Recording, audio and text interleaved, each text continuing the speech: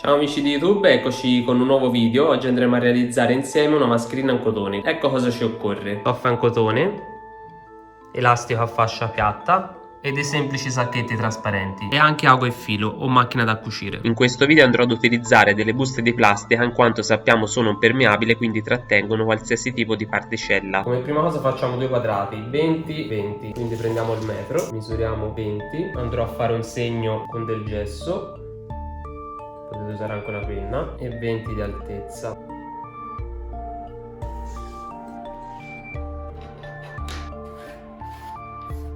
E poi passiamo a tagliare. Una volta tagliato il primo quadrato lo andiamo ad appoggiare sopra, così. Facciamo un piccolo taglietto qui, togliamo questo e col fischio facciamo l'altro quadrato, 1 e 2. Poi prendiamo la busta, l'apriamo, una volta aperta andiamo ad appoggiare il primo quadrato in cotone sulla busta e lo fermiamo con dei semplici spilli. Tac. Una volta fermato il primo quadrato sulla busta andiamo a sovrapporlo a quell'altro in questo modo. Prendiamo degli spilli, facciamo passare lo spillo di sotto prendendo anche l'altro pezzo di stoffa sottostante, togliamo lo spillo che abbiamo messo prima e così facendo andiamo a fermare i due pezzi di stoffa insieme con all'interno la nostra busta. A questo punto lo mettiamo sotto la macchina da cucire e cuciamo i due lati opposti. Andiamo, pedale e via. Una volta uscita in entrambi i lati, vedete qui rimane aperto, prendiamo delle forbici e tagliamo la busta torno torno. Arrivati a questo punto, una volta tagliata tutta la busta intorno, tagliamo due striscioline da 3 cm.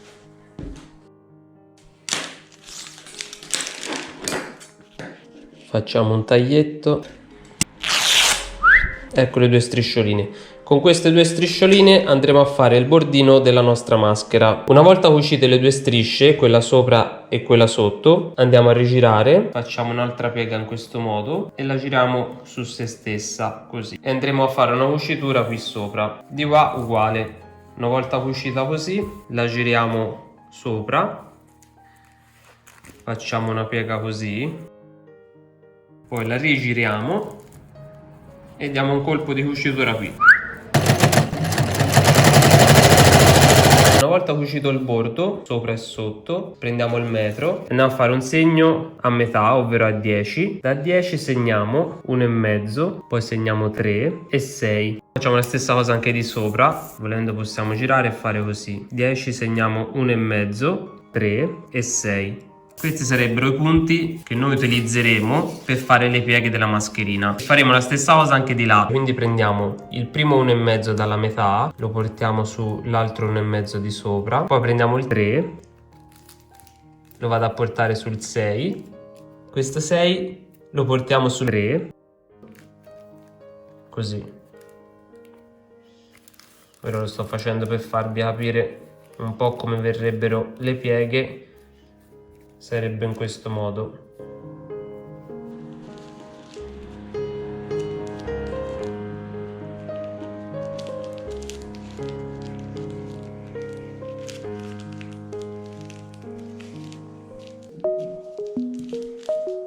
Comunque vi lascerò sotto nella descrizione del video il link diretto per l'acquisto dei materiali utilizzati.